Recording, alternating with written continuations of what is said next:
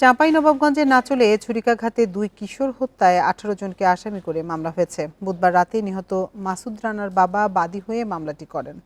নাচল থানার ওসি মনিরুল ইসলাম জানান, মামলায় 10 জনের নাম উল্লেখ সহ অজ্ঞাত 7 থেকে 8 জনকে আসামি করা হয়েছে। গ্রেপ্তার দেখানো হয়েছে মল্লিকপুরের আজিজুল হক ও মোহাম্মদ তাসিম নামে 2 জনকে। তাদের মঙ্গলবার রাতেই জড়িত সন্দেহে আটক করা হয়েছিল। বাকি আসামিদের ধরতে অভিযান চলছে বলেও জানিয়েছে পুলিশ। এর আগে মঙ্গলবার রাতে নাচলের মল্লিকপুরে দুপক্ষের সংঘর্ষের সময় ছুরিকাঘাতে নিহত হন মাসুদ রানা ও রায়হান আলী। আহত হন 4 জন।